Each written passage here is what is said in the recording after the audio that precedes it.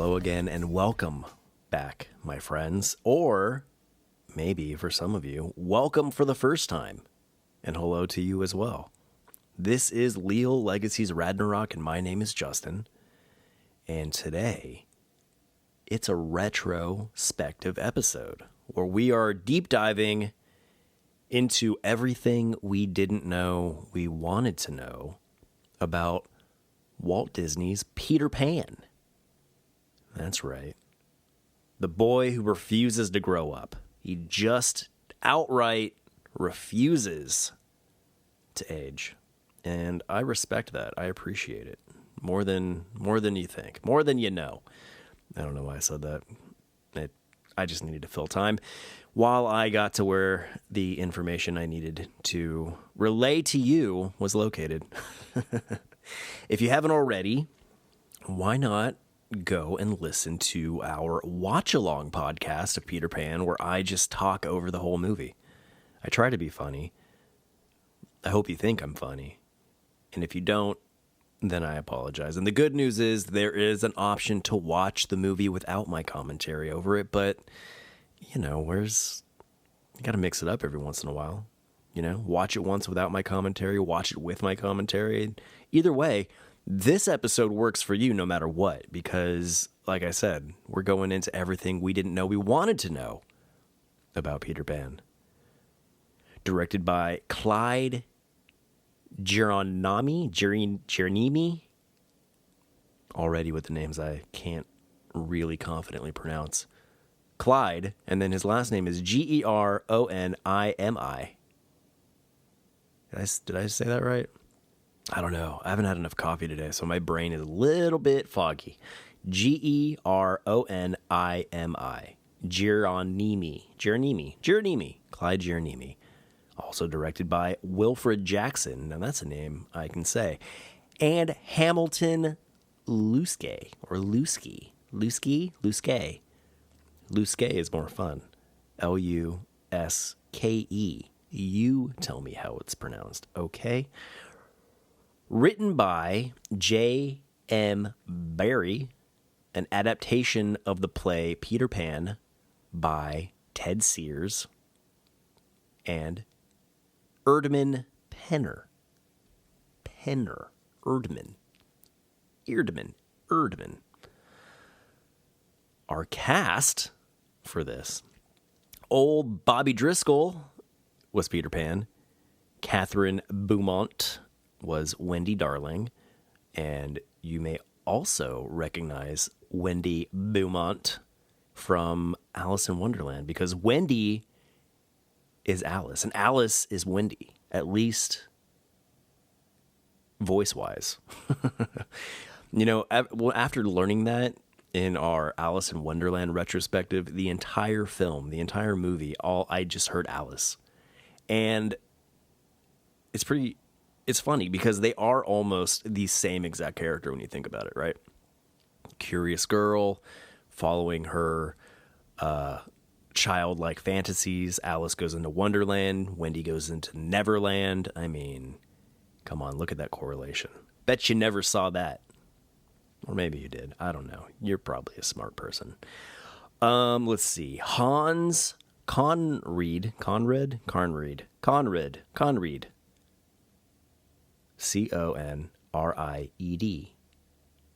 How do you pronounce that? Either way, he voiced Captain Hook. And then Bill Thompson was Mr. Smee. Now you look at the picture of Bill Thompson that they have here on the IMDb, and if you just saw that guy walking down the street, you would never go, you know what, that guy does Mr. Smee's voice. He does more than Mr. Smee's voice. He's one of those voice actors that does a number of Disney characters. You know that park ranger in the shorts, like the animated shorts with the bears and stuff like that? Yeah, he also does that guy. Heather Angel. What a name. Is Mrs. Darling, of course. Of course, Heather Angel is Mrs. Darling. I mean, with a name like that, how could you be anyone but? Paul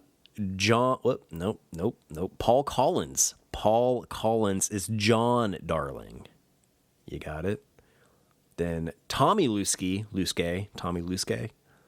Is Tommy related to Hamilton?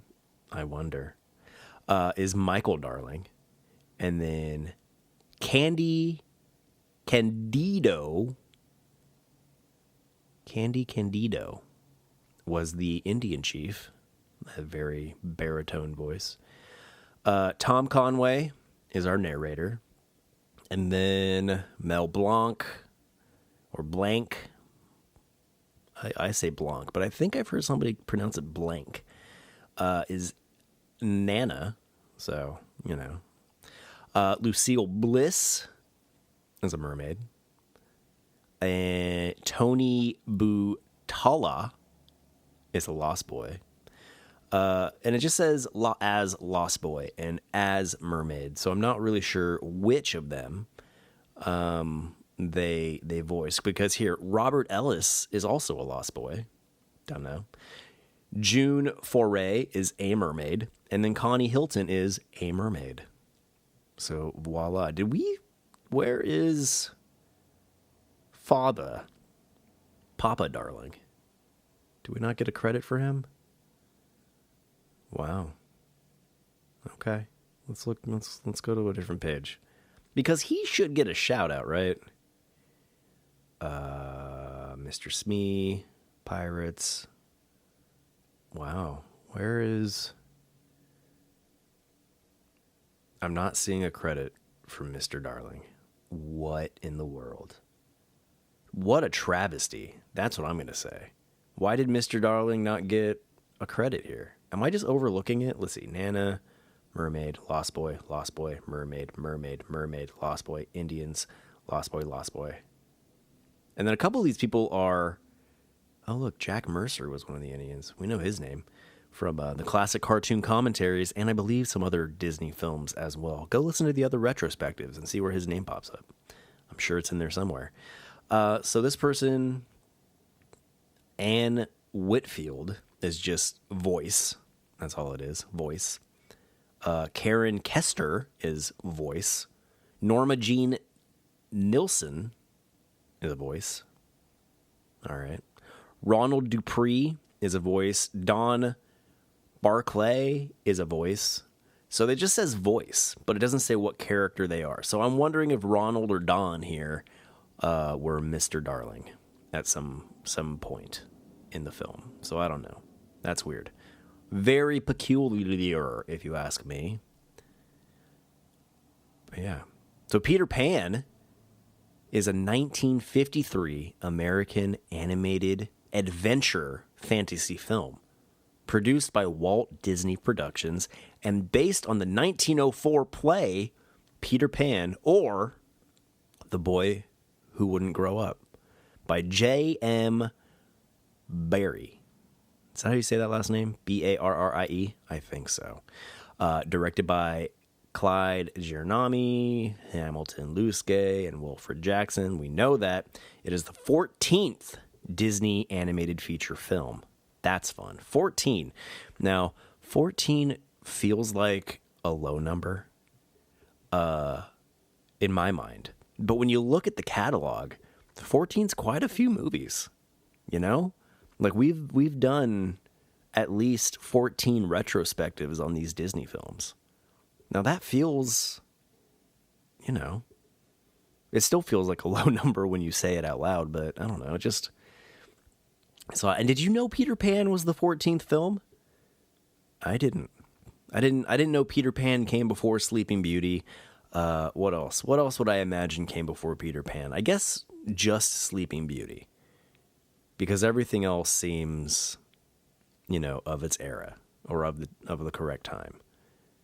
Cinderella came before Peter Pan. That makes sense. Pinocchio makes sense. Snow White, of course, Snow White's the very first. Yeah. So I guess I'm only really surprised that Peter Pan was before Sleeping Beauty. I don't know. Maybe that's just me. But Peter Pan, the 14th Disney animated feature film. Starring voices. We went over that. Bobby Driscoll, Catherine Beaumont, Bill Thompson. The film's plot involves a group of kids who meet Peter Pan and travel to the island of Neverland to stay young, where Peter also attempts to evade Captain Hook. That's just a side note. A side note, Peter Pan evades pirates. The film was entered into the 1953 Cannes 1953 Cannes Film Festival, and was originally released on February 5th, 1953 by RKO Radio Pictures. Peter Pan was the final Disney animated feature released through RKO before Walt Disney founded his own distribution company, as well as the final Disney film in which all 9 members of Disney's 9 Old Men worked together as directing animators.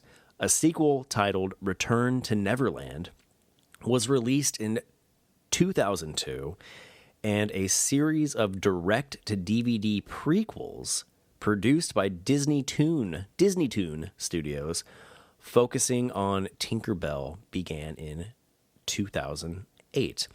Yeah, there was that sequel. I've never seen Return to Neverland. But 2002, that's that era, man. That's that Disney era where they were just pumping out sequels to things that really didn't need sequels. You know what I mean? We got obviously a Peter Pan sequel. There was a Cinderella sequel. Like, why? That's what I want to know. Why? Nobody wanted that. Nobody asked for it, especially that many, many years later. That's 49 years later. Now, I say that, but, I like seeing new Star Wars stuff. Except the sequels. I didn't enjoy the sequel trilogy. But that's neither here nor there.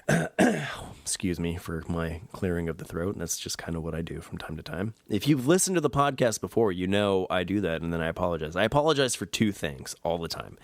Clearing my throat and being dyslexic. So I should really only apologize for one of those things, but I do feel bad that you have to tolerate both. The Tinkerbell stuff, whatever. That's cool. Give her time to shine. I don't know about her speaking, though. I really do enjoy Tink just speaking in bells. You know what I mean? In chimes. But, there's always room for evolution, right? Things evolve. I'm going to skip right over the plot because, come on, go watch the movie. Via the Watch Along or without the Watch Along podcast, go watch it. You know what Peter Pan's about. We all know what Peter Pan's about. This is the inside scoop that we want to know. Cast and characters. Now, do we really, really want to dive deep into, let's see. Let's take a little gander here. Characters of Peter Pan. Bobby Driscoll as Peter Pan, the boy who never grows up. Like Tinkerbell, Peter Pan can be very hot-headed. He is also commanding, but very brave. Now, we know these things, right? We know these things. This isn't the stuff I'm wanting to dive into. Now, if you told me Peter Pan's origin, then I'd be into it. But, yeah, come on. We know these character traits. Let's see. Like here it says Wendy Darling at 12 years old. We know she's 12. They say it in the movie. Okay. So let's get it. Oh, wait. John Darling. Hang on here. Maybe this will tell us who Mr. Darling was, because I'm still at a loss that he did not receive a direct credit. And you know what? It's not showing me here either. What in the world? I just hovered over something that popped up. Piracy. Piracy is an act of robbery or criminal violence by ship or boat-borne attackers upon another ship or a coastal area, typically with the goal of stealing cargo and other valuable goods. Good. I'm glad we got to learn what a pirate was. But here's some interesting tidbits. This is what I want to know. This is what I want to get into. Production stuff. In 1935, Walt Disney expressed interest in doing an adaptation of Peter Pan as his second film following Snow White and the Seven Dwarfs. Interesting. So Disney had the desire to make Peter Pan number 2, not number 14, number 2 in the Disney animated anthology. Fascinating. But he went with Pinocchio instead. However, the live action film rights were held by Paramount Pictures. Oh, curse you, Paramount. The copyright owner, the Hospital for Sick Children in London. What? The copyright owner, the Hospital for Sick Children in London, unsuccessfully offered to have Disney make an agreement with Paramount. That is fascinating to me. Hospital for Sick Children in London. Now, I don't mean to sort of kind of in that, because there is nothing funny about sick children, but there is something unique in reading The Hospital for Sick Children. That's just very, I guess, when change it to Children's Hospital. Less of a mouthful. And it's really also, let's see. Now it's called Great Ormond Street Hospital. Is a children's hospital located in Bloomsbury, the Bloomsbury area of London Borough of Camden, Man, I don't understand how things are laid out across the pond. And a part of the Great Ormond Street Hospital for Children NHS Foundation Trust. I don't know what any of that means. But ultimately, this hospital, back in 1935, and maybe today, I don't know, held the copyright for Peter Pan, which is fascinating. Let's see. However, in 1939, Disney obtained the animation rights to the play by outbidding Fleischer Studios. Wow, Fleischer almost had Peter Pan. Which was also developing animated feature films.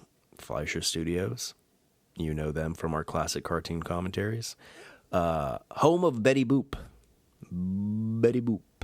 Fleischer Studios, an American animated studio founded in 1929 by brothers Max and Dave Fleischer, who ran the pioneering company from its inception until its acquisition by Paramount Pictures. Voila. So that means Bimbo, Coco the Clown, all of them were part of Fleischer. I believe so. And that's just going strictly off memory. So if I'm wrong, I don't know, feel free to correct me. By early 1939, a story reel had been completed, and by the following May, Disney had several animators in mind for the characters. Vladimir Tytla. Here we go. Tytla. You tell me how it's pronounced. Vladimir Tytla was considered for the pirates. Norman Ferguson for the dog, Nana, who also animated Pluto. So Norman Ferguson, had experience in dog animation via Pluto. So I guess that's not really. But what a task, you know what I mean? Norman, I'm going to do this movie, Peter Pan, and I need you for the dog. you know dogs, Norman. And then Fred Moore for Tinkerbell. Oh, look at you, Fred Moore. Your legacy is strong with Tinkerbell. Not that Norman Ferguson's legacy isn't strong, for dogs via Pluto. Without Norman, we don't have the Pluto we know and love, or the Nana. You know what I mean? So I wonder if we watch it again, can you see some I don't know, animated similarities between Pluto and Nana? Possibly. During this time, Disney explored many possible interpretations of the story, In the earliest version, the film would start by telling Peter Pan's backstory. That's what I want to know. But during the story, oh, hold on. Peter Pan's backstory. Voila. But during a story meeting on May 20th, 1940, Disney said, we ought to get right into the story itself, where Peter Pan comes to the house to get his shadow. That's where the story picks up. Yeah, pretty much. Peter Pan's on the roof of the Darling's house looking super sinister. Remember that scene? Terrifying. How Peter came to be is really another story. And another story I still want to see. I still want to know. Hook. You know the movie Hook? With Robin Williams? That kind of told us. Baby Peter was in like a baby carriage and it rolled away, and then Tinkerbell kidnapped him to Neverland. He was kidnapped by a pixie. Oh boy. Let's see. Disney also explored the idea of opening the film in Neverland, with Peter Pan coming to Wendy's house to kidnap her as a mother for the Lost Boys. That sounds so much more sinister than how it played out. Disney decided that okay, here we go. Yep. Eventually, Disney decided that the kidnapping plot was too dark. Yeah, I agree. And he went back to Barry's original play, in which Peter comes to get his shadow, and Wendy is eager to see Neverland. Now, I agree. The kidnapping aspect may have been a little rough and a little hard to sell, right? I'm going to take a sip of coffee. Cold brew, if you're wondering. Sorry. If that grosses you out, I apologize. But I gotta wet my whistle. My whistle, see? My Peter Pan. It's my favorite thing to whistle. That and the Steamboat Willie tune. That was terrible. That was really bad. I didn't warm up. I'm going to make excuses. I didn't warm up. And hopefully the whistling doesn't blow your eardrums out or sound terrible. But the Peter Pan one's easy. I can do Peter Pan without warming up.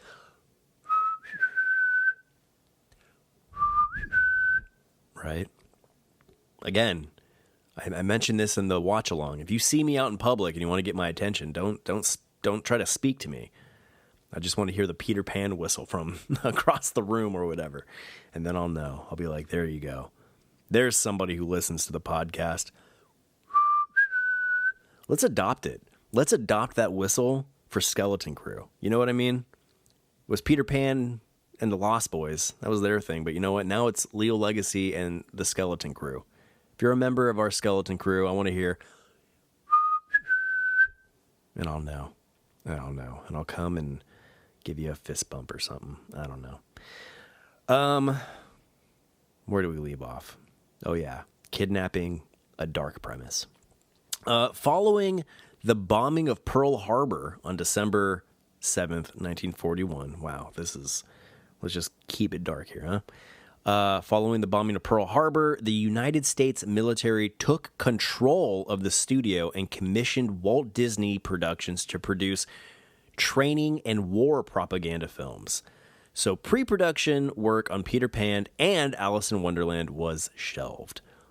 Hitler made Peter Pan. Hitler delayed Peter Pan and Alice in Wonderland. Add that to his list of negative traits. I mean, there's an endless list of negative traits associated with Hitler. And delaying Peter Pan and Alice in Wonderland is now one of them, or two of them. The Disney training and war propaganda films, I own those on DVD, a DVD box set.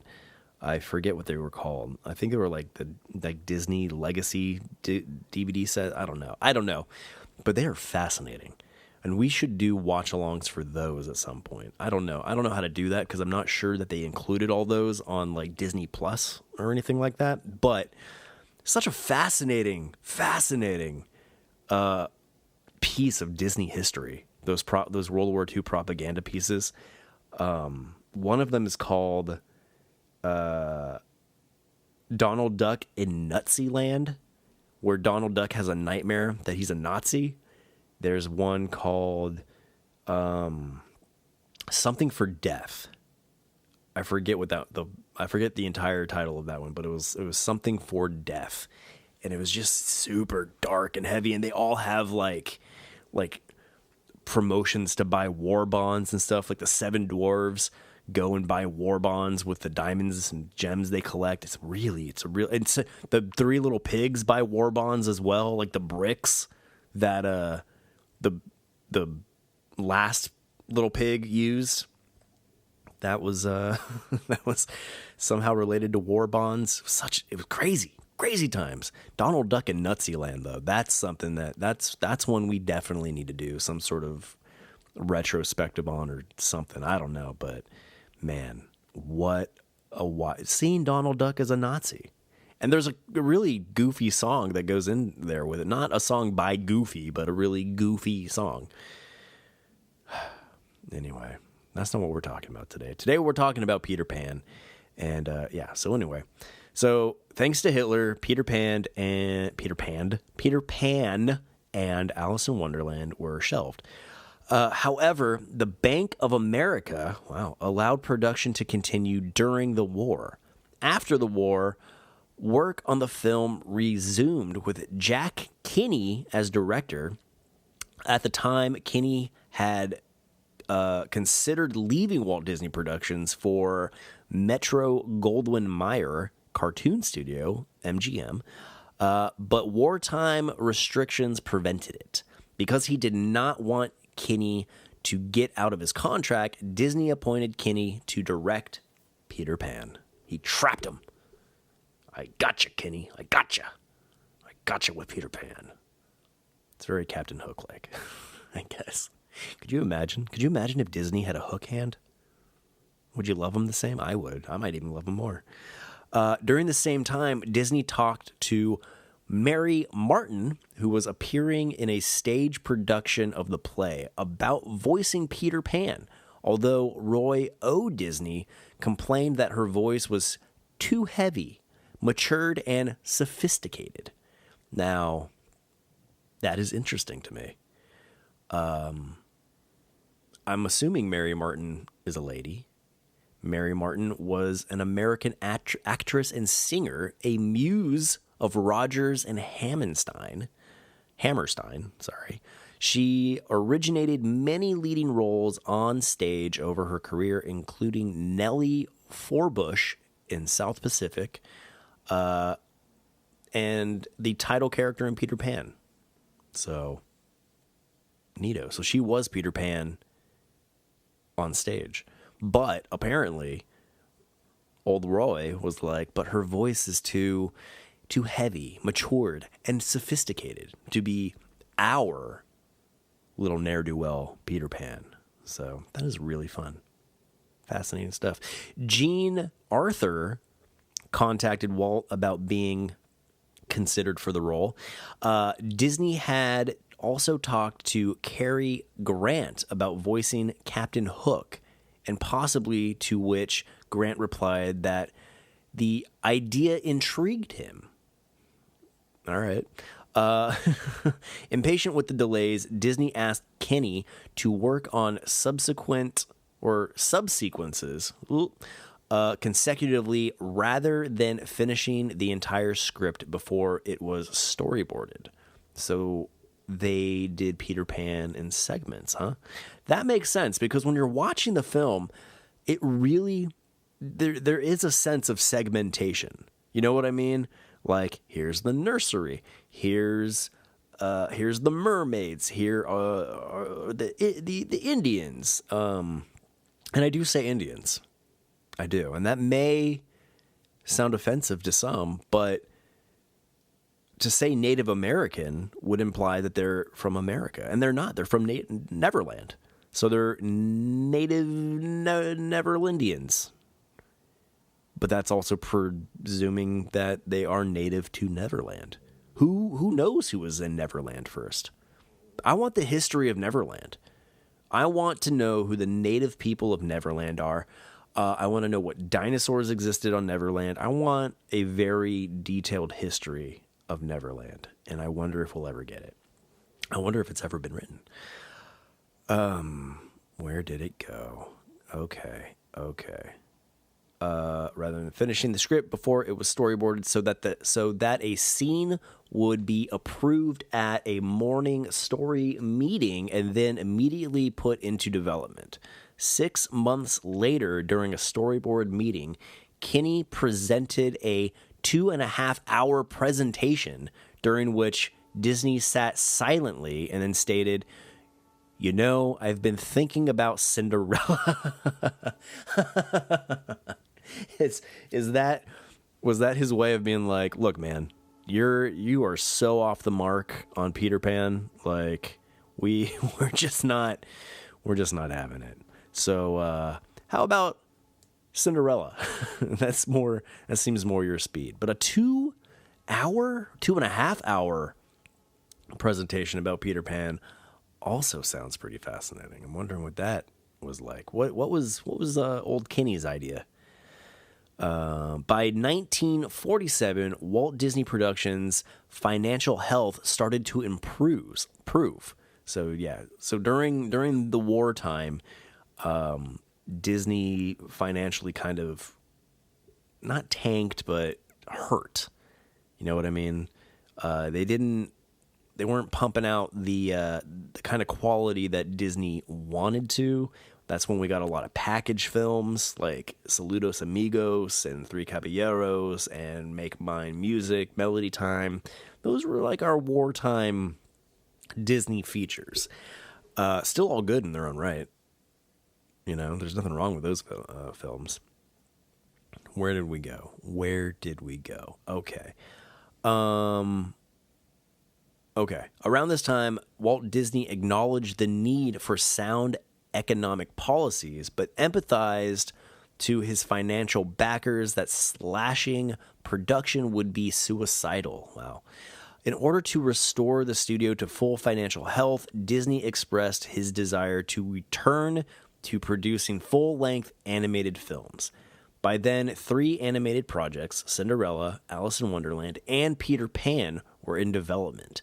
Disney felt the characters in Alice in Wonderland and Peter Pan were too cold, but as Cinderella contained elements similar to those in Snow White, he decided to greenlight Cinderella. In May 1949, Variety reported that Peter Pan had been placed back into production. Now, that's interesting. Disney was like, look, Alice in Wonderland and Peter Pan are just too... They're just not as magical, maybe, as Cinderella. And thinking about all 3 films, I would put Cinderella more in line with, the Snow White fairy tale of it all. It's a princess. It's a princess fairy tale. Prince Charming's love, all those things. It makes sense. It makes sense. I don't know about cold though. What's cold about Alice in Wonderland and Peter Pan? I guess they don't really have like happily ever after endings. They just have endings, I guess, in a way. Does that kind of make sense? I don't know.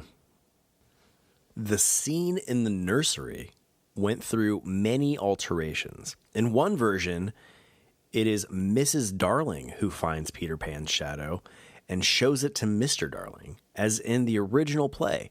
That's interesting, because in the film, Mrs. Darling has a vibe that like, Peter Pan, maybe not total childhood fantasy, but Mr. Darling's like, no, poppycock. He calls Peter poppycock, I think, if I'm remembering correctly. And,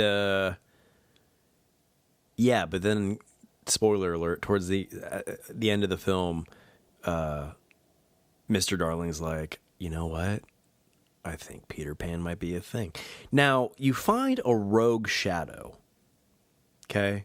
Mrs. Darling finds a rogue shadow, and she picks it up and takes it to her husband, and what does she say? Look at this shadow that I can hold in my hands. Fascinating. In another version of the film, Nana goes to Neverland with Pan and the Darling Children. Interesting. I wonder what sort of hijinks that Nana would have gotten into in Neverland with the Darling Children. Let's see. The story being told through her eyes. Oh, the story being told through Nana's eyes. So the movie we would have gotten would have been a adaptation of Nana's experience through this Neverland adventure. That's interesting. Would she have had a voice? Would she have narrated it? I don't know. I think those are all very interesting and valid questions. In another interpretation of the story, John Darling is left behind for being too serious, practical, and boring. But story artist Ralph Wright convinced Disney to where did I go? Convinced Disney to have John go with the others to Neverland. I think it made total sense for John to go to Neverland. Now, did John get left behind in the with like? Would we have still seen him play Captain Hook with Michael and all those things? Like, he was a sophisticated young lad, but he still had that childhood longing for adventure. Right? And is that, I mean, adults could long for adventure too, but, you know, there's something very, what's the word? Innocent about his desires for adventure in the movie. He wants to go and fight pirates and Indians and stuff. Again, Indians. Because they're not from America. Native Americans doesn't fit here. It does not fit. You might be mad at me. You might think this is culturally insensitive or something. And you know what? Animated, and it might have been. The animation and the song and, you know, all that. Yeah. Did not age well. It didn't age well. It's a little culturally insensitive today. But at the same time, who's to say? Only Native Americans can decide that. I'm not Native American. I'm Portuguese. From a Portuguese standpoint, I got nothing to say. It's a fun song. They're fun characters. They are modeled after Native Americans. That is true. But the characters themselves are not from America. They're from Neverland, or they live in Neverland. So I don't know. How do you describe them then? You just call them Indians, because that's what they are in the movie. That's what they're called in the movie. So, anyway, that's not a rabbit hole I really wanted to go down, but I make a valid point. I make a really valid point. And if you disagree, I don't know. That's your problem, not mine. This adaptation also included Wendy bringing her Peter Pan picture book. Wow. Peter Pan picture book. And Peter and the children eating an imaginary dinner. Boom. Which happens in Hook. Remember that? Old man Peter Pan is sitting at the table with the Lost Boys, and they're all eating an imaginary dinner.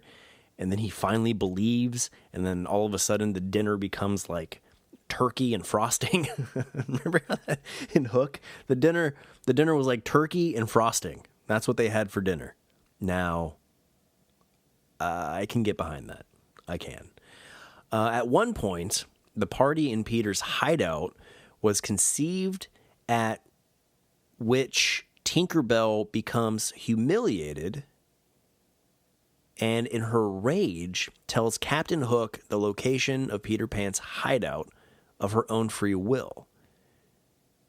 Oh, okay, so she wasn't necessarily like tricked into it. In the movie that we got, Tinkerbell was kind of tricked into telling Captain Hook where Peter Pan's hideout was, but apparently in this other adaptation, Tinkerbell was like, I'm pissed.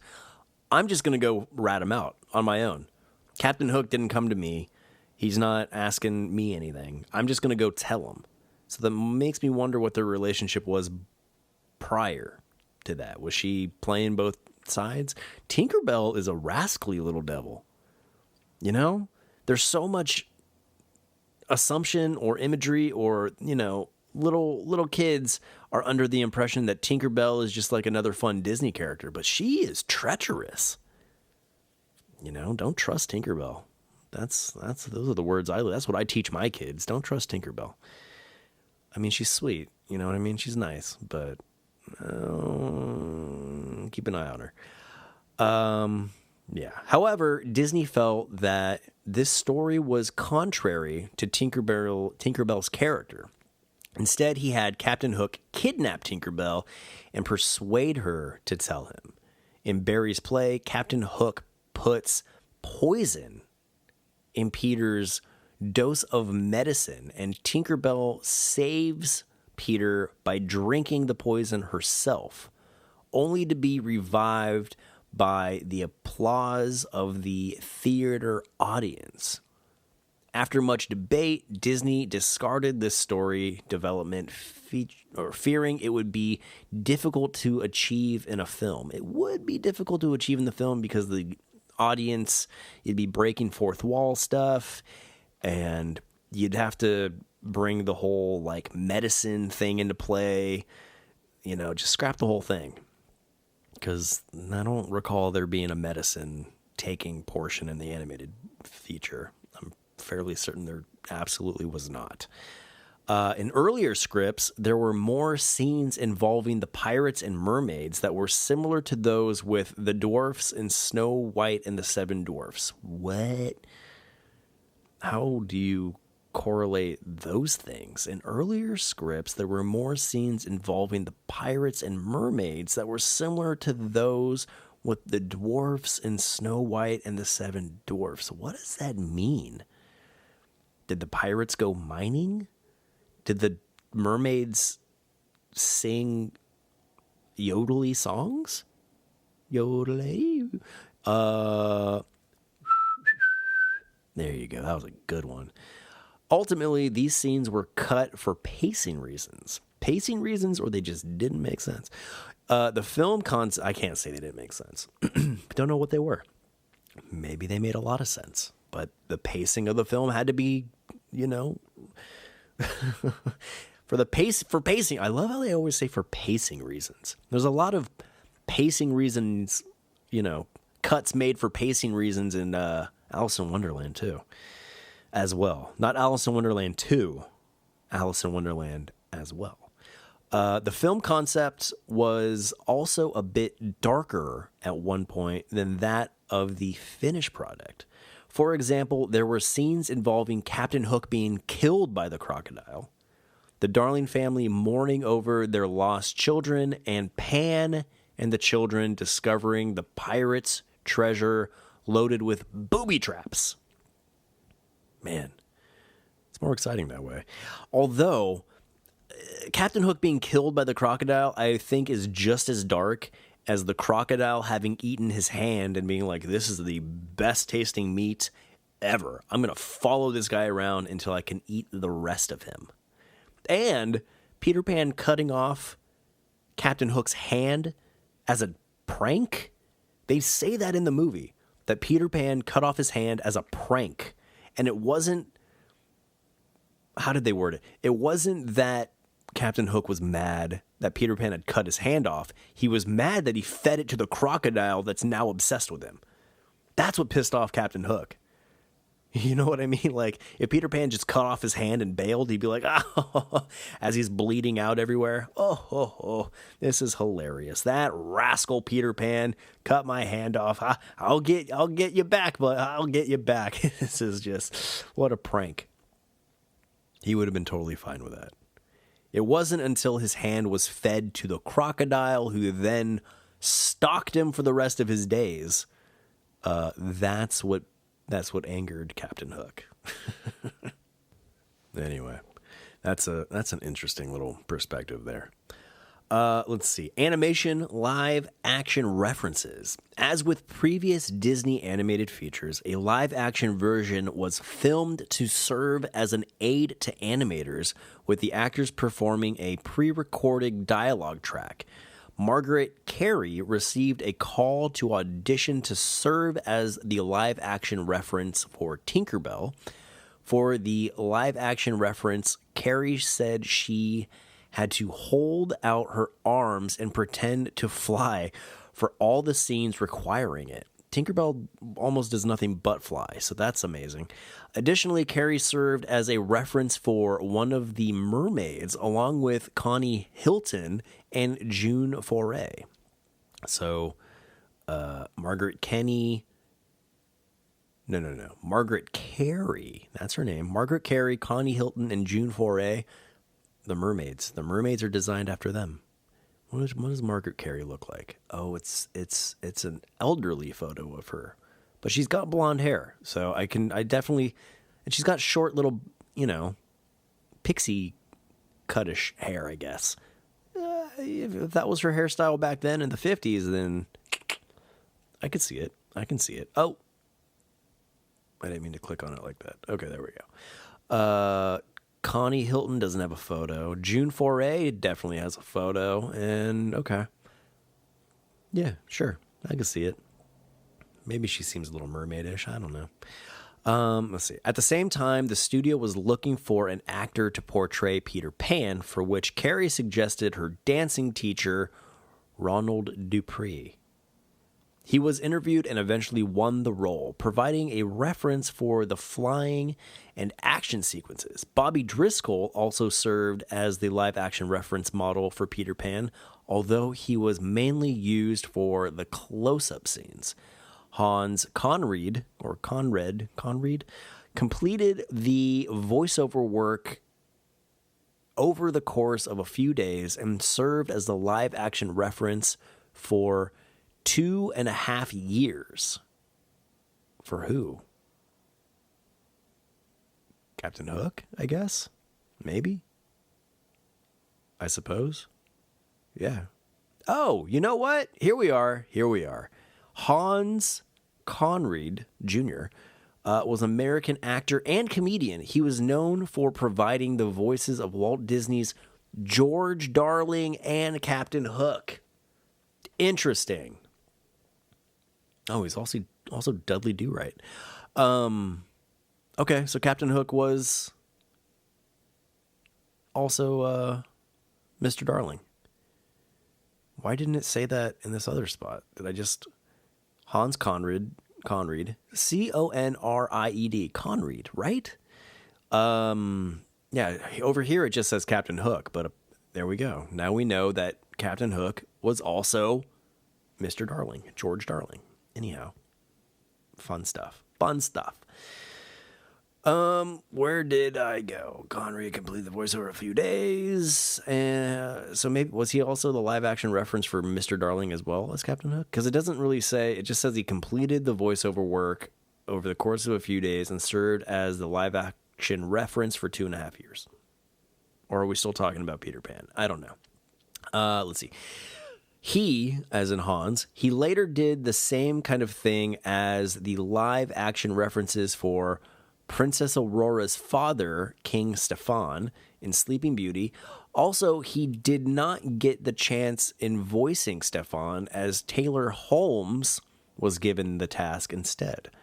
In addition to being the voice role and model for Alice in Wonderland, Catherine Beaumont was also the voice of Wendy, also performed for the live-action reference footage for Wendy.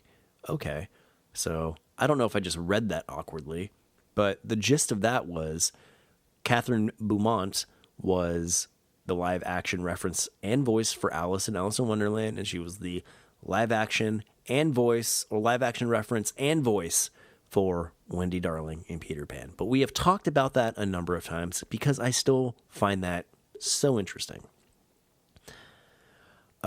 Character animation. Ooh. Milt Call. Whew. Call. Very Game of Thronesy.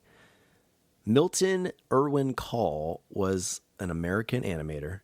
He was one of Disney's supervisory team of animators known as Disney's 9 Old Men. Now, we should do a retrospective on Disney's 9 Old Men. I think that'd be a very cool thing to deep dive into. Okay. Milt Call wanted to animate Captain Hook, but was instead assigned to animate Peter Pan and the Darling Children. He claimed he was outmaneuvered. Who outmaneuvered him? Like, you got to do Peter Pan and the Darling Children. Now, granted, Captain Hook is a pretty, very iconic Disney villain, so I get why you wanted a piece of that. But, I mean, Peter Pan is... Would you say Peter Pan is equally as iconic? You know what? I don't know if I would. I don't know if I would say Peter Pan is equally iconic, because when you are at the Disney parks, yes, they do have a Peter Pan character, you know, walking the park. But I feel like you more often see Captain Hook and Tinkerbell for character meet and greets and stuff like that, and parades and whatnot. Maybe I'm wrong. Peter Pan and Wendy are around too. So, I don't know. I get it. But I wonder what outmaneuvered mean. During production, while animating Peter Pan, Call claimed that the hardest thing to animate was a character floating in midair. I get that. You got to throw all your conceptions about gravity out the window. While observing the animation of Peter Pan, Walt Disney complained that the animators had let too many of Bobby Driscoll's facial features find their way into the character design, telling Call that they are too masculine, too old. Okay, I get that. I was just going to scoff at that and say, like, you had Bobby Driscoll stand in as the live action reference for Peter Pan. What, making him look too much like Bobby Driscoll was a problem? But when you do say they were too masculine and too old, Peter Pan is supposed to be a kid, so maybe having an adult man or an older boy, I don't know how old he was at the time, be the live action reference, I could see that being a problem. You want more of a child, right? Like a teenage, preteen boy. How old do you think Peter Pan is? Excuse me. 12? Like Wendy? Like physically he's supposed to be 12? I don't know. Too masculine, too old. There is something wrong there, Call replied. You want to know what's wrong? Ooh, exclamation point and question mark. What's wrong is that they don't have any talent in the place. Whoa! Milt got mad. The job of animating Captain Hook was assigned to Frank Thomas, who faced conflicting versions of the character. Story artist Ed Paneer viewed Captain Hook as a very foppish, not strong, dandy type who loved all the finery. Kind of a con man. Co-director Gary Giordani saw him as an earnest Torrance, a mean, heavy sort of character who used his look menacingly. When Walt Disney saw Thomas's first test scenes, he said, "Well, that last scene had something I like. I think you're beginning to get him. I think we better wait and let Frank go on a little further." Interesting. Because Thomas could not animate every scene of Captain Hook, certain sequences were given to Wolfgang Ritterman, Wolfgang Ritterman, Reitherman, Ritterman, Wolfgang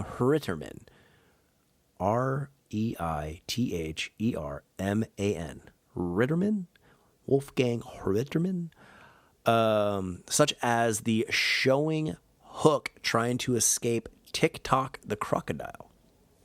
And I prefer to call him Tick-Tock the Croc because that just flows much better. There's some. I'm gonna make a tongue twister or a rhyme of some kind, where Tick-Tock the Croc and Doc Ock. No, never mind. I immediately take that back. Ollie Johnston animated Mr. Smee, to best capture his comedic yet fear-ridden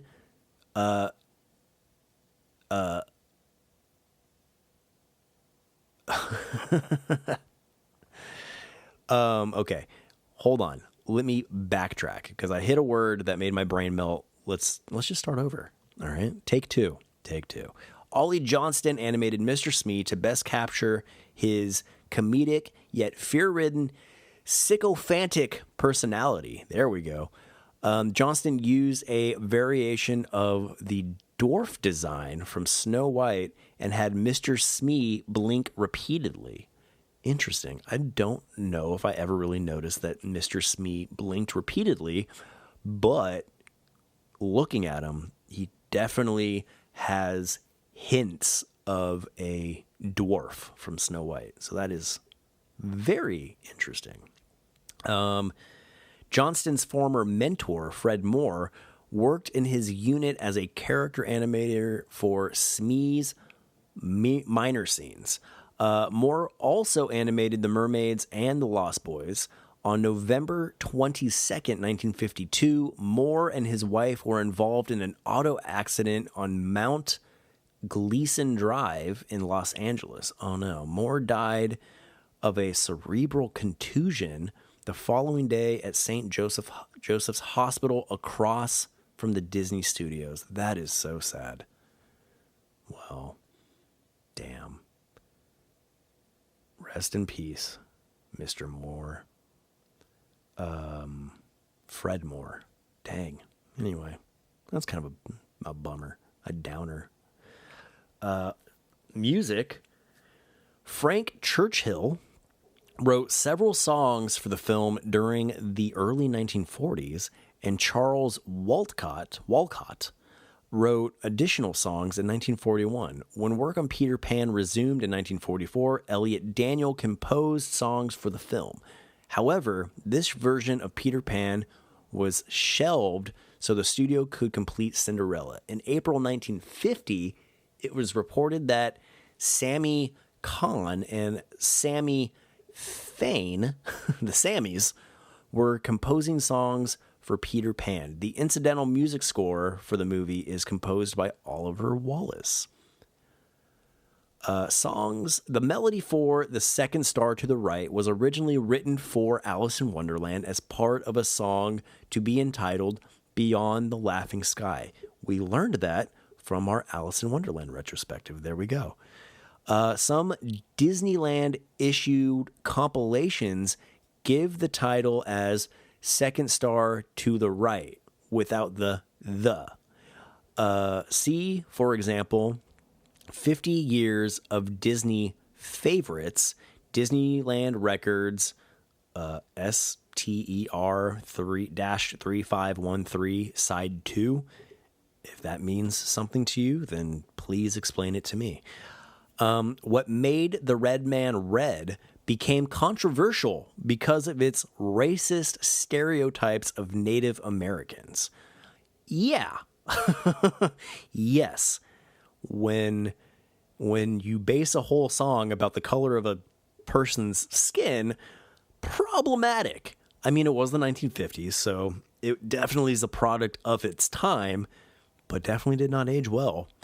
And racist stereotypes of Native Americans, yes, but I still hold true. I still hold fact that these characters aren't Native American. If this was a video podcast, you'd see me take a sip of my cold brew coffee in a very smug way, because I'm going to die on that hill. I'm going to die on the hill of saying those were not Native Americans. They're called Indians. Let them be called Indians, because these characters are not native to the Americas. They are Neverlandians. Dadgummit. That might bother some people, and I'm very well aware of that, but I don't know. What are you going to do? Things about me bother people. Never Smile at a Crocodile was cut from the movie soundtrack, but was included for the 1997 Walt Disney Records CD release. The song with lyrics also appear in the Sing Along Songs video series and the corresponding Canta con Nostros title, where it is titled Al Reptil Nohe Que Son Riri. Never Smile at a Crocodile. It's part of the sing-along songs. So there were animated sequences for these, maybe? I don't know. I have to look that up. Let's see. So, the second star to the right was lyrics by Sammy Kahn, music by Sammy Fain, performed by the Judd Connell Chorus and Mellowmen. Same goes for You Can Fly, A Pirate's Life, the lyrics by Erdman Penner, music by Oliver Wallace, and performed by the Mellowmen.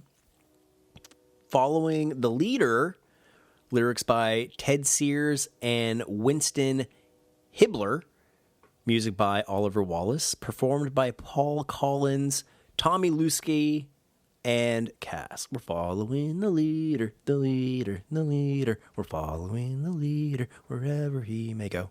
We won't be back till morning, till morning. I like that song a lot. What Made the Red Man Red?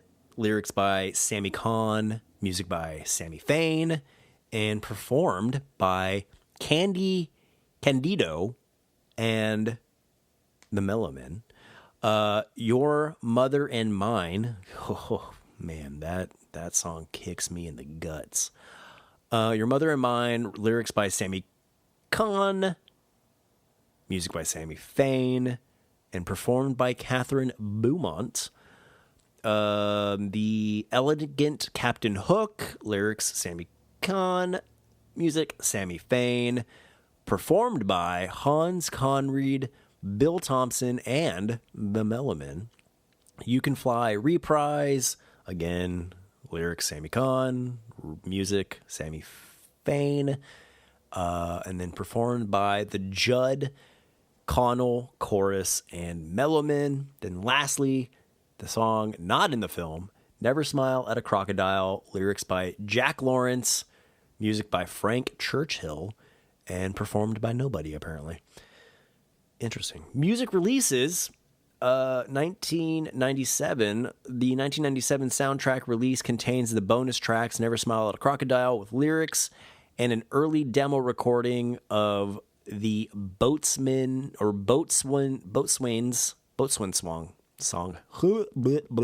The Boatswain's song.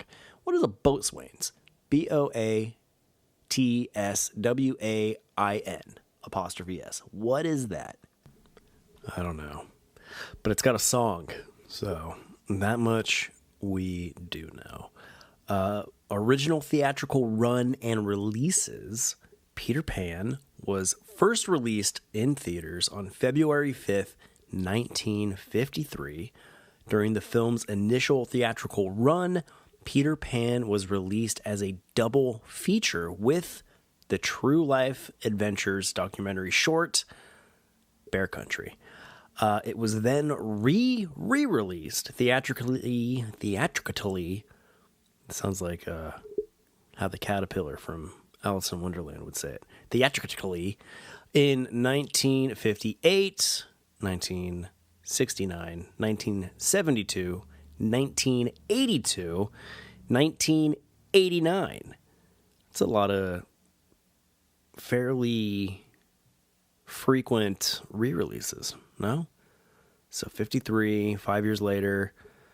Oh, okay. Well, then like 9 years later. Okay.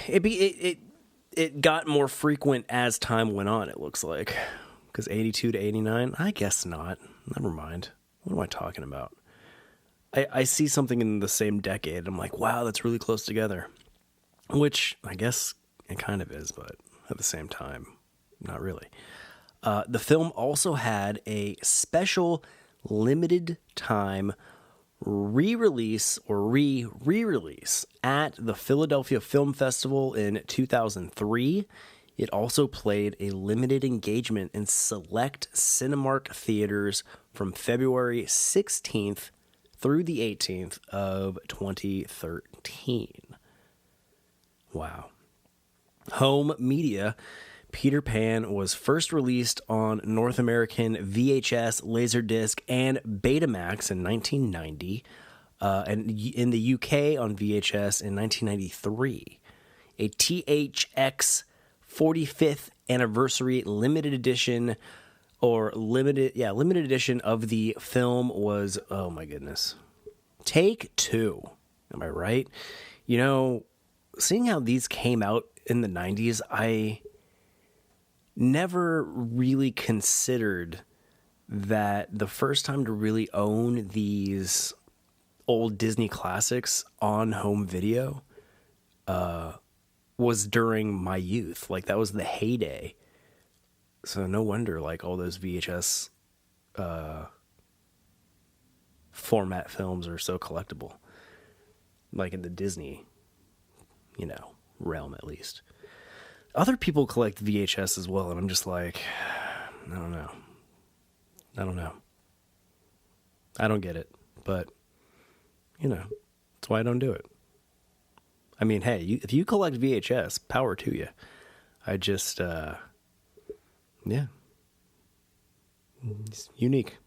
Anyhow, let's do it again. Home media. Peter Pan was first released on North American VHS, Laserdisc, and Betamax in 1990. The UK VHS was in 1993.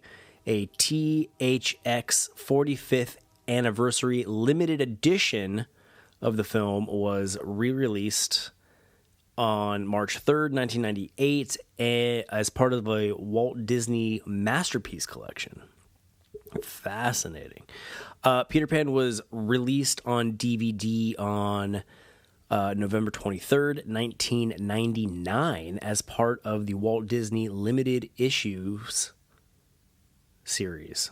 What? Walt Disney Limited Issues. Oh, Walt Disney Limited Issues is the series. But the way I was reading it, it was just, yeah. Have I mentioned I'm not good at this? Let's see. So in 1999, as part of the Walt Disney Limited Issues series, for a limited 60-day time period before going into moratorium. Wow. That's so nuts. So you could, in 1999, you had 60 days to grab Peter Pan on DVD until they were like, nope. Peter Pan was really I hate that. Re-released. Why am I saying re-released? Because my brain doesn't work sometimes. And this is one of those times. My brain has decided to shut down here towards the end of Peter Pan Retrospective podcast. I'm sorry. Take 15. Peter Pan was released as a special edition VHS and DVD release in 2002 to promote the sequel, Return to Neverland. Another one of those sequels, The DVD was accompanied with special features, including a making-of documentary, a sing-along, a storybook, and a still-frame gallery of promotion or production artwork. Promotional artwork probably would have been really cool to see too, but hey, take what you can get, right? Disney released a 2-disc Platinum Edition DVD of the film on March 6th, 2007. A Blu-ray Diamond Edition was released on February 5th, 2013, to celebrate the movie's 60th anniversary. A DVD and digital copy of the Diamond Edition was also released on August 20th, 2013. Peter Pan was re-released in digital HD format on May 29th, 2018, and on Blu-ray on June 5th, 2018, as part of the Walt Disney Signature Collection line to celebrate the film's 65th anniversary. Now, I'm out of breath after that, and all I've really gathered is, man, the relentless, remarketing, because, I mean, hey, if you have the Diamond Edition, is that not just as good as the Platinum Edition? Well, no, because the Diamond Edition is actually Blu-ray and the Platinum Edition is actually DVD. Okay, I'll give you that. But no, those are both DVD. I was right. Those are both DVD. Diamond Collection and Platinum Edition Or Diamond Edition and Platinum Edition are both DVDs. So it's like, what? But we're suckers for it. Disney fans are suckers for it. You know what I mean? Let's see. Box office. During its initial theatrical run, Peter Pan grossed $6 million in distributor rentals from the United States and Canada. The movie has earned a lifetime domestic gross of a domestic gross of $87.4 million. That seems low, right? For a lifetime of domestic gross. Oh, wait, here we go. Adjusted for inflation and incorporating subsequent re-releases, the film has had a lifetime gross of $427.5 million. Now that seems much, much more accurate. And why not just give us that number? Why even give us the 87.4 million number? Because it's if adjusted for inflation, it's like... Now, if it said it's an initial release, sure, give us what that in inflation. You know what I mean? Or no, that's just the initial release. Just give us the initial release number, and then give us the lifetime number with the inflation already factored in. Because that's the number I want to see. If that's the more true to form number, right? Right. Critical reaction. Bosley Crowther, Crowther, Crowther, of the New York Times, criticized the film's lack of faithfulness to the original play, claiming it quote, has the story but not the spirit of Peter Pan, and it was plainly conceived by its author and is usually played on stage, end quote. Nevertheless, he praised the colors are, quote, more exciting and the technical features of the job, such as the synchronization of voices with the animation of lips, are very good, end quote. Well, that's nice. However, Time gave the film a highly favorable review, making no reference to the changes from the original play, which, I mean, yeah, obviously it's not going to be like the play because it's a movie. May Tiny, right? Come on. How would you pronounce the last name? Tinee. Tinny or Tiny? I like Tiny. May Tiny of the Chicago Tribune wrote, the backgrounds are delightfully picturesque. The music only so-so. The film is designed for broad effect with the accent of comedy. I'm sure the youngsters who grow up with cartoons will be right at home with all the characters. Okay, that's not bad. Variety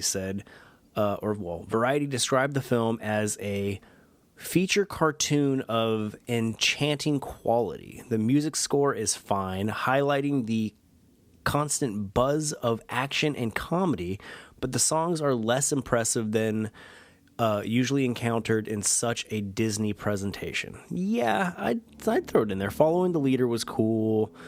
What else?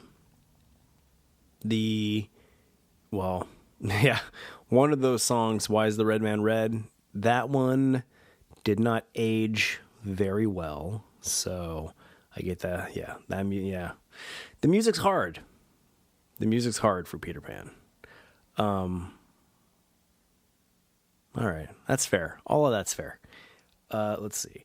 Harrison's report felt the film was another Walt Disney masterpiece, which is also true. It should prove a delight not only to children, but also to every adult. The animation is so good that the characters appear almost natural. Now, that's a stretch. They look a lot like they do in Alice in Wonderland. So I hope you gave Alice in Wonderland a similar review, sir. Actually, come to think of it, Alice was the only kind of human-esque, naturally human-esque character in Alice in Wonderland, with the exception of her sister that we didn't get a whole bunch of. Anyway, contemporary reviews remain positive, giving the film 3.5 stars out of 4. Gene Siskel of the Chicago Tribune noted the drawing of Tinkerbell and the flamboyance of Captain Hook. What he noted the quote drawing of Tinkerbell and the flamboyance of Captain Hook. He noted that. I thought that was going to be way more like groundbreaking coming from Siskel, but he was just like, look at how Tinkerbell's drawn and look how flamboyant Captain Hook is. I'm like, all right, thanks, buddy. 2 thumbs up. As well as the quality music mixed with appropriate animation were the film's major highlights. Okay, so the music and animation tied together I guess this is a good review of a movie. I don't know why I'm being so hypercritical. I don't know. I think my head's starting to hurt. I'm getting tired. Getting cranky. Like a child. Michael Jackson cited Peter Pan as his favorite film, and from it he derived the name of his estate, Neverland Ranch in Santa Barbara, California, where he had a private amusement park. Ronald D. Moore, one of the executive producers of... So private amusement park is highlighted, and so is Ronald D. Moore. So it looked like it was just flowing together. Really didn't catch the period there. So anyhow, hey, did you know Ronald D. Moore, one of the executive producers of the reimagined Battlestar Galactica, has cited the film as the inspiration for this series' theme of the cyclical nature of time, using the film's opening line, "All of this has happened before and it will happen again," as a key tenet of the culture's scripture. Weird. I never would have correlated Peter Pan and Battlestar Galactica. That's outstanding. I haven't really seen any Battlestar Galactica, if I'm going to be really honest with you. I'm a Star Wars guy, you know? Not to say that Battlestar Galactica is not, fantastic in its own right. I just I got my space filled through Star Wars. I don't watch Star Trek either, you know what I mean? Anyhow, the review aggregator website Rotten Tomatoes reported the film received an approval rating of 78% based on 37 reviews, with an average score of 7 out of 10. The website's critical consensus reads, though it doesn't deliver deeply into the darkness of J.M. Barrie's tale, Peter Pan is a heartwarming, exuberant film with some great tunes. Tunes sounds so hip. I like it. Some great tunes. Controversy. Uh-oh. Peter Pan has been criticized in recent decades for its broadly stereotypical treatment of the Indians. In the song "What Made the Red Man Red," the Native Americans are called Injuns. Injuns. I-N-J-U-N-S. I think I'm saying that correctly. And I'm really just repeating what I heard in the movie. My brain wants to turn that into ninjas. I don't know. Just what my eyes are doing right now. And their skin color is attributed to blushing because of being kissed by women. I mean, we talked about how this didn't age well. Not poking fun at Native Americans. If it hurts feelings, then that sucks, But yeah, it's the 1950s. It's the 1950s. That was the 1950s. Mark Davis, one of the supervising animators of the film, said in an interview years after the production that, "I'm not sure we would have done the Indians if we were making this movie now. And if we had, we wouldn't do them the way we did back then." Well, that just makes complete sense. Evolution, folks. Humanity's still evolving, okay? Allow humanity to evolve. Don't be so... Don't scold the past, because that's just... Learn from it. Move on. Look at things that, you know... Look at the stuff. Look, I get so flabbergasted sometimes when people harp on decades past and like want to punish the people of the era for some reason. It's like I don't know, man. I don't believe the animators were aiming to hurt anybody with the way they portrayed the Indians, and I don't know. No, we wouldn't do it today because we understand now that it's disrespectful. Okay, let's move on. Take it for what it is. Take it for what it is for what time it was released, and let's move on. He put it best. Wouldn't do them now the way we did then. That's evolving. You can't get better than that. You know what I mean? The Native Americans were not included in the 2002 sequel Return to Neverland, but they were included in a tie-in video game In 2021, the film was one of several that Disney limited to viewers 7 years and older on their streaming service Disney Plus, citing depictions of Native American characters that were stereotypical and not authentic, and references to them as Redskins. Okay. I've seen that Disney Plus warning to viewers, and I didn't know that they released it to limited viewers 7 years and older. So I guess if your profile on Disney Plus is, I don't recall if you have to enter your birthday. That's interesting to think about.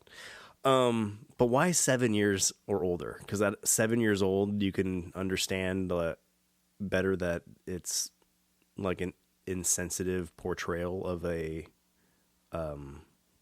people. I don't know. And you know what? I'm standing by it. To call them Native Americans, I feel is a little disingenuous when they are clearly native to Neverland. Now, are you going to argue that maybe there were like how Wendy and Michael and John were taken to Neverland by Peter? Maybe some Native Americans were too. Okay, I'll buy that. Or the pirates from Earth as well. I have a lot of questions. I have a lot of questions about the evolution of Neverland.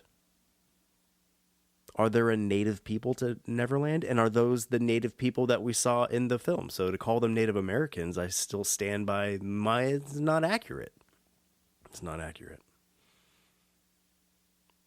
They are designed to represent Native Americans. I will give you that. Their theming is definitely pulled from Native American culture. But to call those specific characters Native American, it's a bold move. You don't know where they're from. I hold the belief that they are native to Neverland. Stand by it. Anyhow, legacy. I like that word. Disney Fairies. Disney Fairies is a series of children's books published by Random House, which features Tinkerbell and her friends. It also has a film series starting in 2008 with the self-titled film about Tinkerbell. Now, I do believe Tinkerbell speaks in these series, so I don't know. I kind of like. I don't want Tinkerbell to have a voice. I like her jingling to speak. You know what I mean? Keep her authentically Tinkerbell. We don't mess with her. Well, I guess it's too late. They already messed with her, but just want to make it know where I stand on that.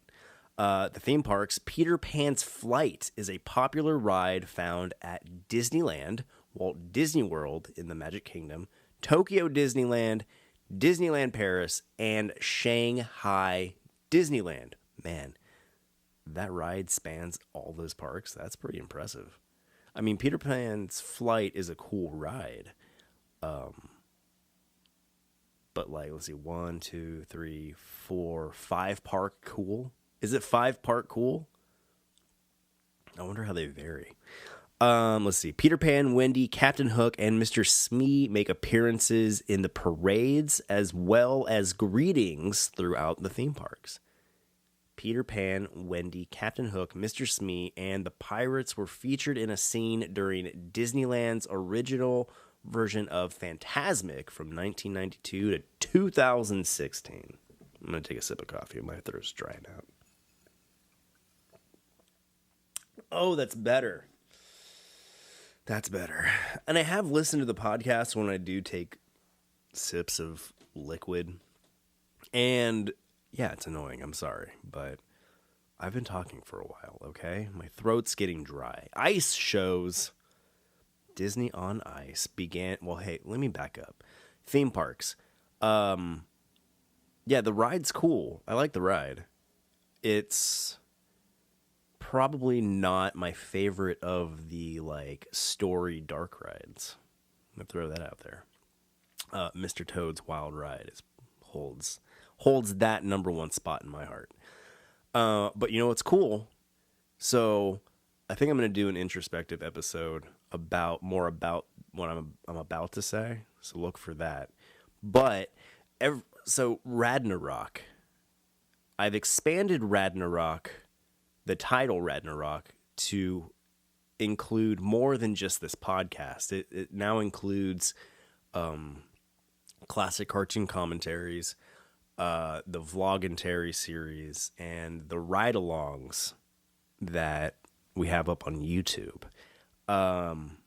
Yeah, I had an epiphany where anything where I'm running my mouth over the content, that is going to be branded with everything else Radnarok. And then down the line, if the kids want to start their own, if Marissa and I decide to do something else or whatever that we're going to put under the Leal Legacy umbrella, that will have a standalone section on the website with the associated content. So on the website now, Radnarok includes, everything I just previously listed. And I say that because if you tap on Radnarok on our website, go down to ride-throughs or look up Radnarok ride-throughs on YouTube, we do have a ride-through of Peter Pan's Flight from the Magic Kingdom. So go scope that out if you want to see what the ride is like. And shortly,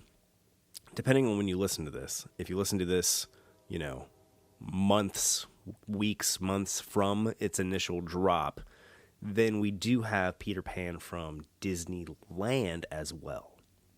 So that will be coming. So not up when you hear this immediately when it drops, but it will be in the next few weeks. So keep a lookout or go look for that.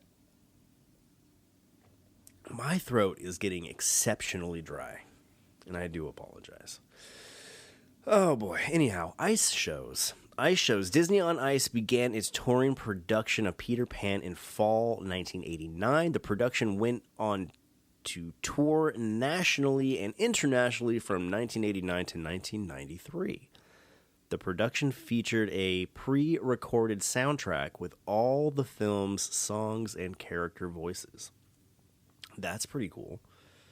I didn't know they did like a Peter Pan specific Disney on Ice. Is that how all the Disney on Ices are?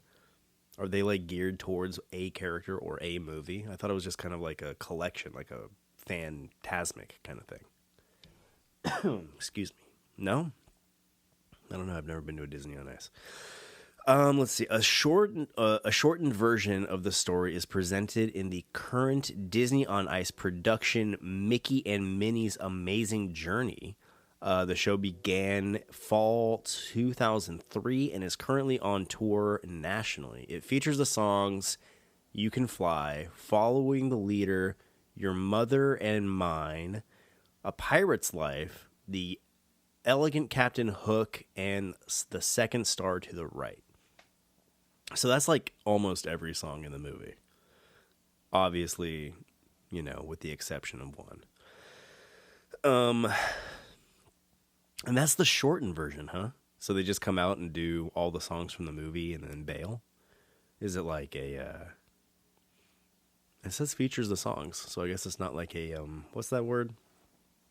Not a medley, not a melody, but a medley of the various songs. Video games. Peter Pan Adventures in Neverland. I don't know, is that like a standalone game? What is that? It is for the PlayStation. Peter Pan Adventures in Neverland is the name of two 2002 video games based on the Peter Pan Disney franchise. One released for the PlayStation and Windows, and the other for the Game Boy Advance. Wow. Did not realize that. Huh. And it came out in 2002. That's, I feel like, even more fascinating. Neverland is a playable world in both Kingdom Hearts and Kingdom Hearts Chain of Memories, with Tinkerbell appearing as a summon. Peter Pan appears as a summon in the sequel, Kingdom Hearts 2. Neverland also appears as a playable world in Kingdom Hearts 358 2 Days. I don't know. That's a weird title. And returns as a playable world in Kingdom Hearts Birth by Sleep.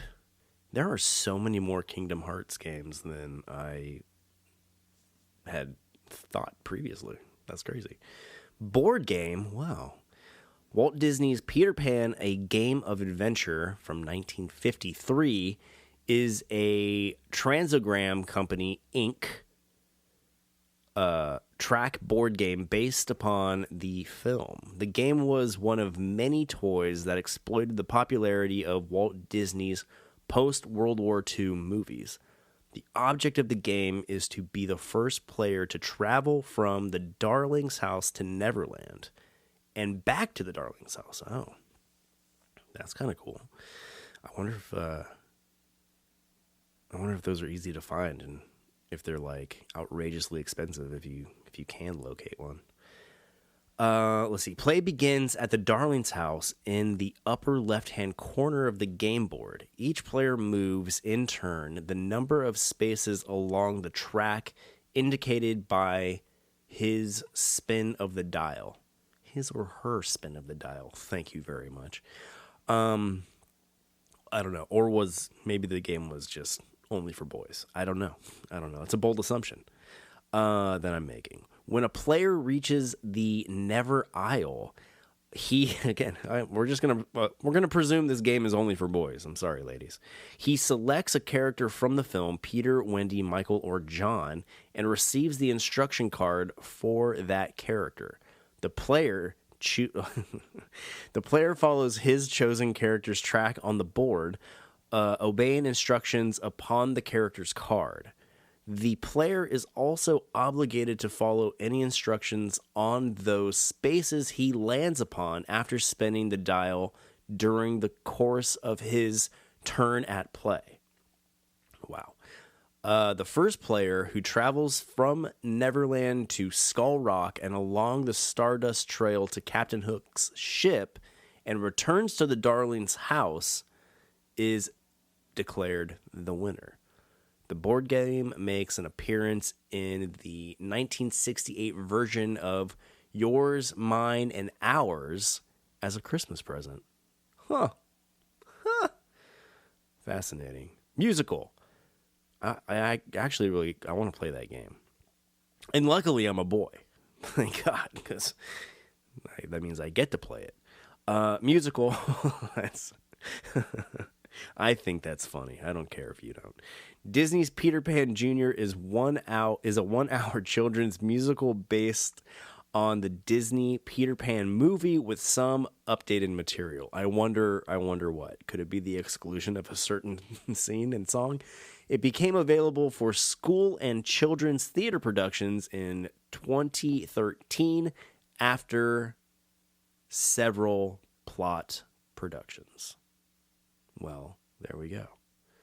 That's, I mean, it's pretty obvious, you know, what's not in the plays, right? Peter Pan Jr. Anyhow, some sequels, which, I don't know. You know how I feel about sequels, especially to these old-time classic Disney films. This was Disney's first Peter Pan film. Sequels. This was Disney's first Peter Pan film. Okay. In the early 2000s, a Peter Pan franchise was spawned involving a number of other animated releases. The franchise would also include Peter Pan Return to Neverland, released theatrically in 2002, and a direct sequel to Peter Pan. I had no idea that Return to Neverland was theatrically released. That is fascinating to me, because I thought a lot of those were just straight to like DVD and such. The Tinkerbell film series, a spin-off and prequel to the Peter Pan films. Disney Toon Studios produced a number of Tinkerbell films, including 6 feature-length straight-to-home video films and 2 shorts. Wow. I knew there was like Tinkerbell content out there. I didn't realize that the Tinkerbell content outnumbers Peter Pan. That's wild. 6? Yeah, including 6 feature-length. Wow, feature-length prequels. The Panverse. The television series Jake and the Neverland Pirates includes Hook and Smee as main characters and is set in Neverland years after the events of the feature film. Years after. So years after the events in the feature film, but where does it fall in line with Return to Neverland? Is it after Return to Neverland as well? Interesting. I didn't know Jake and the Neverland Pirates was a thing. Oh, it's very Disney Junior. There you go. Yeah, it's very little kid looking, you know? Well, that's cool. Cash in hard. Live action adaptation, Peter Pan and Wendy. Peter Pan and Wendy is an upcoming American adventure fantasy film directed by David Lowery and written by Lowery and Toby Halbrooks. So it's yet to be realized. So should we talk about that? I don't know, because what if it doesn't happen? Maybe we'll just acknowledge its possible existence. But it is saying it's a live action adaptation to Disney's 1953 animated feature. So that's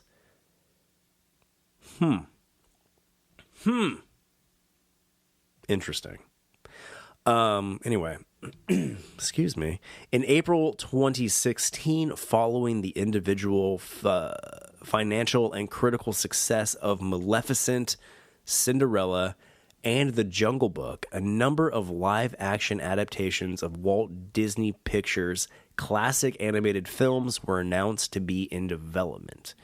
The Walt Disney Company announced that a live-action Peter Pan film was in development with, David Lowery serving as director with a script he co-wrote with Toby Halbrooks. In July 2018, it was reported that the feature-length film would be released exclusively on the company's streaming service, Disney+. I think that's pretty cool. As it has since been said, the film may instead get a theatrical release. I'll wait for Disney+. Unless I'm completely blown away by the trailer. You know what I mean? I guess time will tell. In January 2020, casting was underway while the film was retitled Peter Pan and Wendy. Joe Roth and Jim Whittaker will serve as producers. Principal photography was scheduled to commence on April 17th, 2020 in Canada and in London, United Kingdom. By March, Alexander Maloney and Ever Anderson were cast as Peter Pan and Wendy, respectively.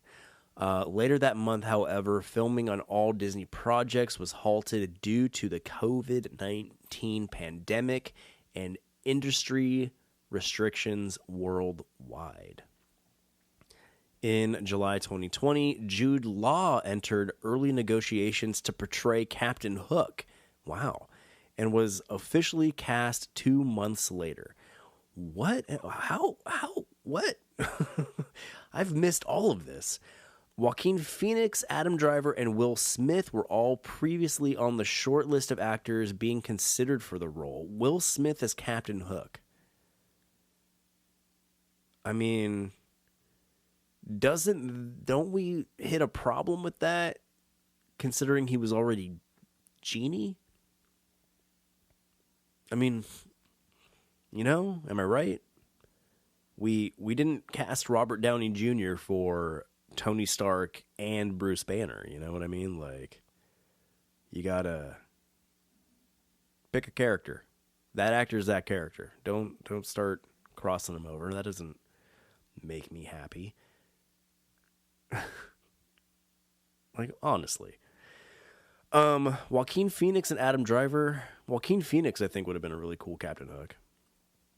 But anyhow, yeah, I don't like the idea of doubling up in the Disney live action verse. Okay, anyway. So they are each considered, though each of them ultimately passed on the opportunity. Wow, they passed on it? That seems silly. Well, good on you, Jude Law. In September 2020, Yara Shahidi was cast as Tinkerbell. In October 2020, Alyssa, oh my goodness, Wapan Nataka, I hope I pronounced that right. Wapanata with a accent above it. I'm not sure what kind of accent. HK. So I did my best. But they were cast as Tiger Lily. Oh, so Tiger Lily is going to be in the live action. That's interesting. I wonder how she'll be portrayed. Huh. So I guess from what we were talking about, the controversy earlier, they are running with adding the... Again, I don't know what to say. Do we say Native Americans or do we say Native Neverlandians? Either way, they're adding them. I'm sure the song won't be in there. Maybe they'll change the music and it'll be like some sort of other musical number.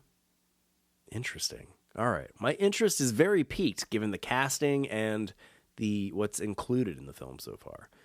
In January 2021, Jim Gaffigan joined the film as Mr. Smee. Jim Gaffigan's Mr. Smee?